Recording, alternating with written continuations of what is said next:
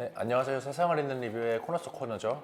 IT 토크의 김용수. 고명훈 기자입니다. 네, 최근 팝스타 테일러 스위프트의 얼굴과 음란물을 합성한 인공지능 조작 이미지가 SNS에 유포돼서 좀 논란이 있었죠. 네, 유명인의 얼굴이나 목소리를 합성한 딥페이크 논란은 이뿐만이 아닙니다. 최근에 바이든 대통령의 가짜 전화 목소리로 투표 거부를 독려한 이런 선거운동이 논란이 되기도 했는데요. 이렇게 다양한 표정이 담긴 15초 정도 영상만 있으면 딥페이크 콘텐츠를 만들 수 있는데 앱으로는 한 10분도 안 돼서 이런 딥페이크 영상을 만들 수 있다고 해서 이 정도 기술이 상당히 정교해지고 있습니다.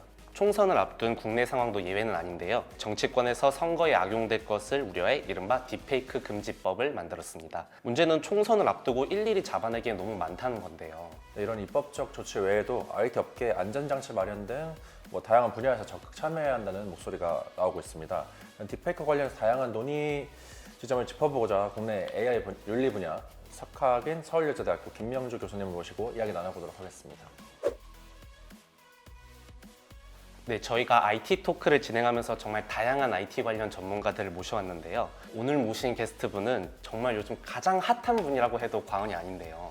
오늘 이 AI라는 큰 틀에서 이야기를 나누어 주실 분은 업계의 권위자시죠. 서울여자대학교 정보보호학과 소속이시고 바른 AI 연구센터장을 맡고 계신 김명주 교수님이십니다. 또 얼마 전에 국제인공지능윤리협회 신임 회장으로 취임하셨다고 하는데요. 교수님 안녕하세요. 나와주셔서 네, 감사합니다. 안녕하세요. 반갑습니다.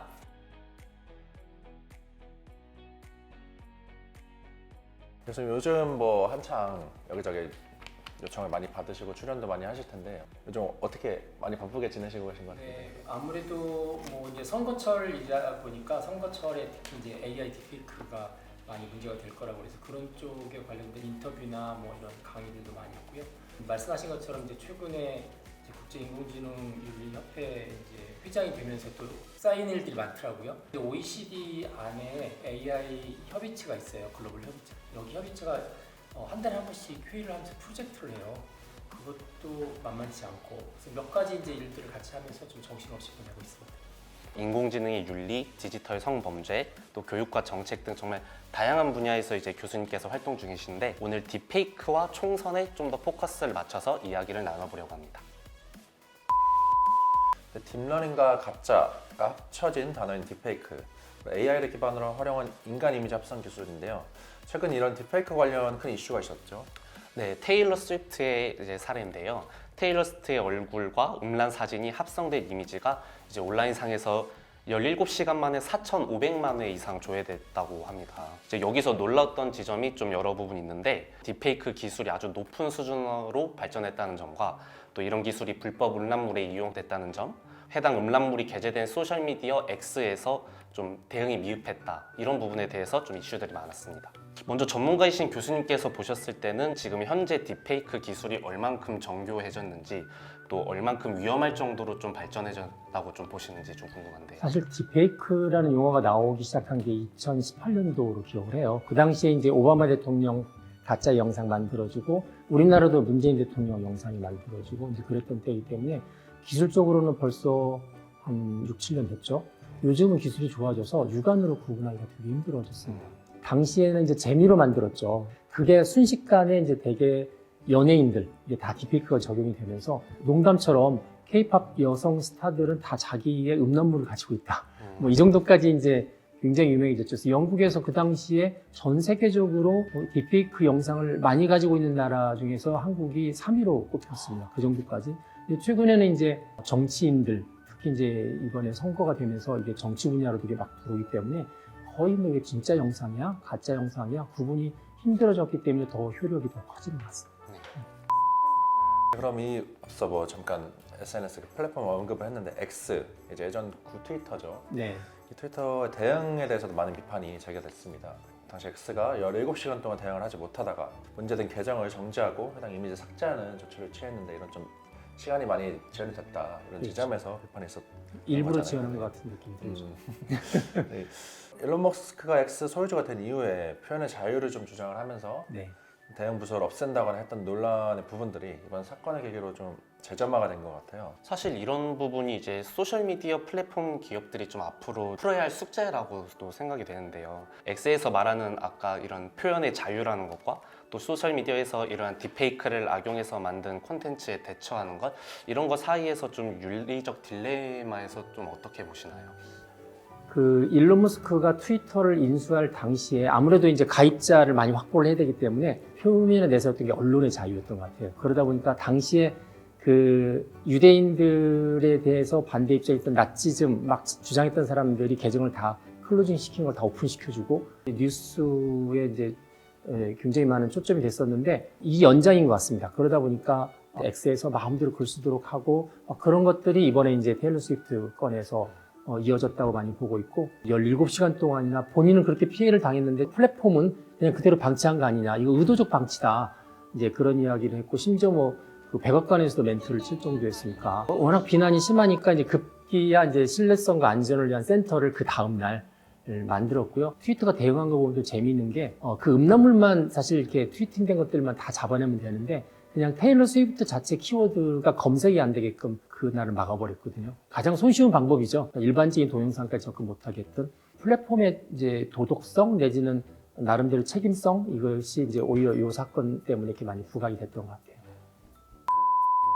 네, 이렇게 딥페이크를 악용한 이런 불법적 음란물이 사회 문제로 지금 부각된 상황인데 좀 기술 개발만으로는 범죄를 해결하기 좀 어려운 것 같아요. 법과 제도, 또 교육 이런 다양한 관점에서 좀 고려가 돼야 될 것 같은데 음란물 피해에 대해서 이제 교수님이 보시기에는 현재 탐지 속도가 좀 어떤 수준인지, 또 처벌은 잘 이루어지고 있는지, 또 잘 이루어지고 있지 않다면 좀 어떤 부분들을 좀 지적할 수 있을지 좀 여쭤봐도 될까요? 2020년대 그 N번방 사건이 나왔을 때 그 당시에 이제 성폭력 처벌법을 강화시킬 때 딥페이크 영상에 의한 성범죄를 같이 연기를 했고요. 좀 강하게 처벌하도록 했거든요. 법이 만들어진 지가 벌써 3년이 넘었죠. 그 법에 의해서 처벌받은 사람이 몇 명인가 이렇게 뒤져볼 수 있는데 지방법원부터 시작해서 쭉 사건들을 조회해 볼 수 있거든요. 말씀하신 것처럼 굉장히 많은 범죄들이 있었는데 막상 성폭력 처벌법에 의해서 처벌된 사람들은 최근에 조사를 이제 한 방송에서 해보니까 70건 정도밖에 되지 않아요. 70건 중에서 한 반절인 30건은 거의 집행유예. 나름대로 이유가 있는 게 우리나라 법에 보면 이제 법에 대해서 양형 규정이 있잖아요. 그래서 되게 초범이거나 뉘우치거나 막 그러면은 보통 약하게 판단을 하는데 아마 그런 차원인 것 같아요.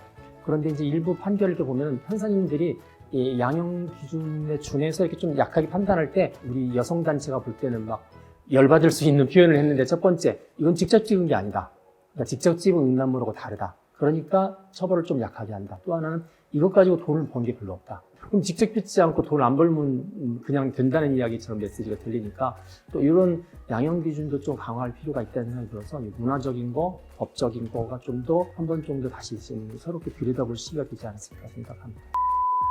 네, 앞서 교수님과 함께 딥페이크가 이제 음란물에 악용되거나 연예인들의 초상권 관련해서 좀 악용되는 그런 사례들을 교수님과 함께 짚어봤는데요. 이번에는 선거법에 악용되는 부분을 저희가 좀 한번 다뤄보려고 해요. 국내에서 이제 4월 10일 22대 국회의원 총선을 앞두고 있습니다. 딥페이크에 대한 대응으로 앞서 지난해 12월 본회의에서 선거 90일 전부터 딥페이크를 이용한 선거운동을 금지하는 이제 공직선거법 개정안을 의견냈습니다. 누군가는 이런 딥페이크로 만든 영상, 이미지, 목소리, 댓글 등을 통해서 정치적 공세를 퍼부을 수도 있는 상황이죠. 이렇게 악용됐을 때 실제로 펼쳐질 수 있는 좀 우려사항, 사례가 있을까요? 네. 작년에 튀르키예에서 대통령 선거가 있었어요. 야권 대표하고 이제 거의 비슷한 환경이 됐는데 갑자기 선거 치르기 한 3주 전에 테러 집단의 지도자가 야권 지도자 지지 성명을 냈습니다. 동영상. 그게 이제 가짜였습니다. 그래서 그 가짜 동영상이 쫙 퍼지고 나니까 이제 논란이 붙었죠. 저 가짜다, 아니다, 진짜다. 그러는 사이 선거가 진행이 됐고 나중에 선거가 되고 나서 보니까 표 차이가 5%밖에 안 됐던 거죠. 혹시 그 동영상이 없었으면 아마 정권이 바뀌었을 것이다. 이렇게 예상을 많이 하고 있어서 그런 것들이 요즘에 정치적으로 다른 나라에 많이 발생하니까 곳곳에서 이런 딥페이크 관련된 영상으로 사람들 판단을 흐리게 하는 것들이 나오면 지난번 선거 때 미추홀구 같은 경우는 200표 차이가 안 났거든요. 1등과 2등이. 그런데 200표는 뭐 딥페이크 하나 잘 만들면 얼마든지 엎을 수 있는 표이기 때문에 이번에는 좀 심각한 구역들이 좀 나오지 않을까 생각을 하는 거죠.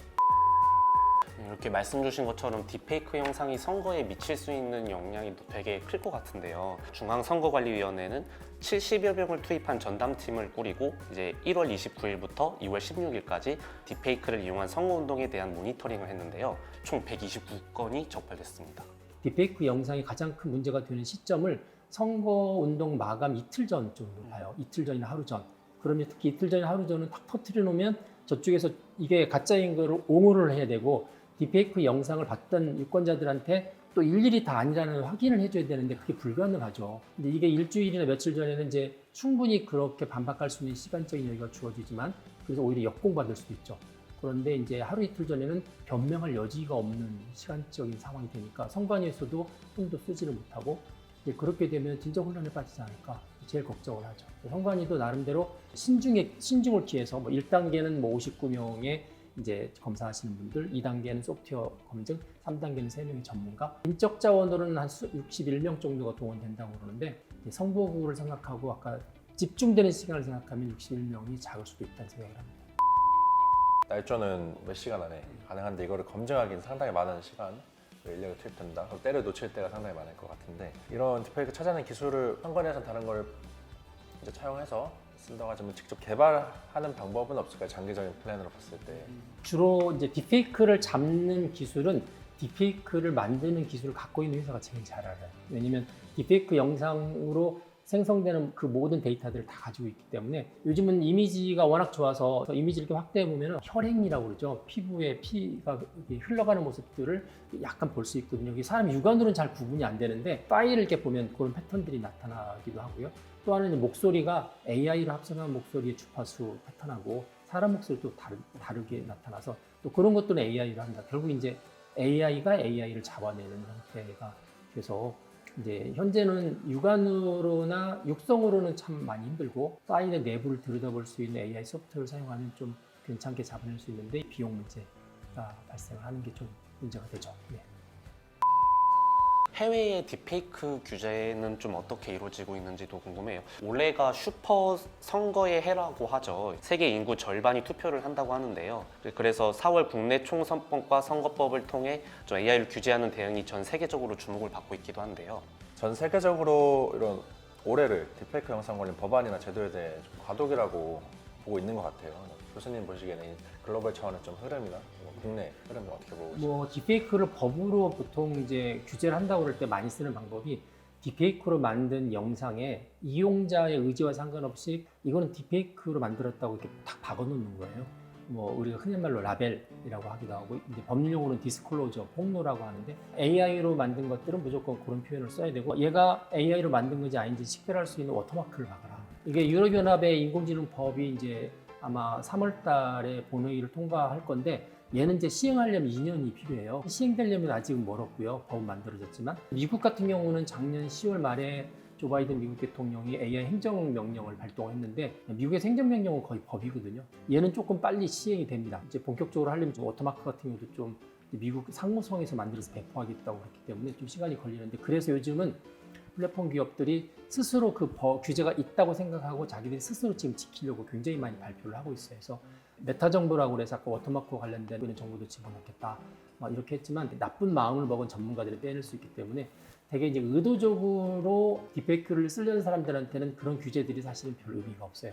다 피해갈 수 있는 부분들이 있기 때문에 하지만 상징적인 의미가 있죠. 모방 범죄를 하거나 혹시나 내가 그럴 생각이 없었는데 상황 보니까 하고 싶다 이런 사람들한테 굉장히 견제가 되죠. 현재 우리나라 선거는 유럽연합도 미국 법도 다 정해지지 않고 국내 법들도 지금 올라가 있는데 다 통과가 안 돼 있습니다. 법적으로 잘 안 돼 있는 상태에서 선거가 치러지니까 미국에서는 이렇게 지켜보는 것 같아요. 한국이 디지털 선도국가인데다가 AI 너무 잘 쓰고 있고 그런데 선거가 이렇게 이루어지고 있어서 우리나라의 상황을 보고 다른 나라들의 그 슈퍼 선거들이 다 이제 반응을 할 것 같습니다.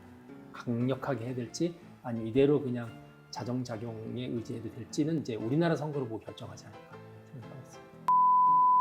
그럼 좀 이제 어떻게 보면 마무리하는 차원에서 AI 윤리라는 키워드를 가지고 좀 여쭤보고 싶어요. 근데 교수님 전문 분야기도 아닌 AI 윤리 관점에서 이런 앞으로 흐름에 있어서 우리가 어떤 시각과 좀 자세를 가져야 될지. 제가 윤리 이야기 나오면 꼭 인용하는 문구가 하나 있어요. 윤리는 바다고 법은 배다. 윤리라는 바다에 물이 굉장히 많으면 이 법이라는 배가 잘 움직이잖아요. 스무드하게. 이 윤리라는 게 물이 거의 없이 배만 자꾸 만들면 가지도 못하는 거잖아요. 윤리라는 거는 사실 사회 구성원 전체가 다 공감하는 일종의 법정서인데 그런 게 없이 법을 똑똑한 몇 사람이 부작용을 보면서 법을 만들어버리면 그쪽 산업이 이제 이렇게 왜곡이 됩니다. 왜곡이 돼서 발전을 못하는 경우가 굉장히 많이 있고 부작용이 생기고 그 시민들이 좀 똑똑해야 된다. 그래서 AI에 관한 윤리의식들을 좀 더 많이 갖는 게 시대가 바뀔 때 갖춰야 되는 시민 소양의 진전이라고 생각을 하거든요. 딥페이크라든지 뭐 요즘 나오는 AI 문제들을 더 관심을 갖고 보면서 이제 그거에 대해서 자기 의견을 낼 수 있을 정도의 이제 수준에 올라오셔야 되는 거고요. 또 하나는 이제 개발자 입장에서 보면은 사람들 보니까 법이 필요하다, 규제가 필요하다 그러는데 막상 정부에서 떠들면서도 안 만들 수가 있죠. 그러면 사업자는 되게 답답하거든요.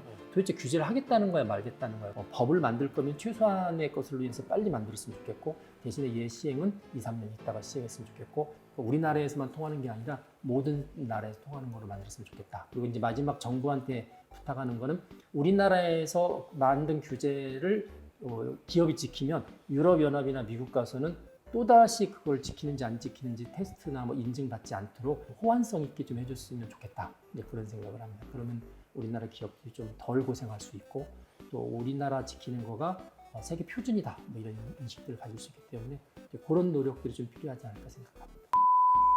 오늘 인공지능을 악용하는 사례를 좀 열거하면서 디스토피아적인 그런 관점에서 좀 이야기를 많이 나눠봤는데요. 사실 기술이라는 게 좀 올바르게 사용하면 오히려 이렇게 사회에 선한 영향력을 미칠 수 있잖아요. 과거에 뭐 독립운동가분들의 사진을 뭐 생성형 AI 이미지로 복구해서 이제 그분들의 이런 업적을 재조명하는 데 사용된 사례도 있고 또 실제로 우리가 지식을 습득하고 활용하는 그런 능력에서 좋은 결과를 좀 가져다 주기도 합니다. AI 기술도 뭐 어떤 다른 기술들과 마찬가지로 명과 암이 분명히 존재하는 기술인데요. 그런 부정적인 딥페이크 영상들을 확실하게 잡아낼 수 있는 그런 기술들이 조금 더 발전했으면 좋겠고 오늘 교수님께서도 말씀 주신 대로 소비자분들이 다 비판적 사고를 기르고 인공지능 시대를 잘 살아가는 방향으로 했으면 좋겠고 교수님께서 아까 말씀 주신 것처럼 정부와 미디어 역할이 중요하다고 했는데 저희도 오늘 영상을 통해 가지고 좀 윤리의식 고양시키는데 기여를 할 수 있었으면 좋겠다는 생각이 들었습니다. 이 영상을 많이 퍼날렸으면 좋겠습니다. 네, 그럼 지금까지 세상을 잇는 리뷰의 코너스 코너죠. IT 토크의 김용수, 고명훈 기자였습니다. 감사합니다. 빠이. 빠이.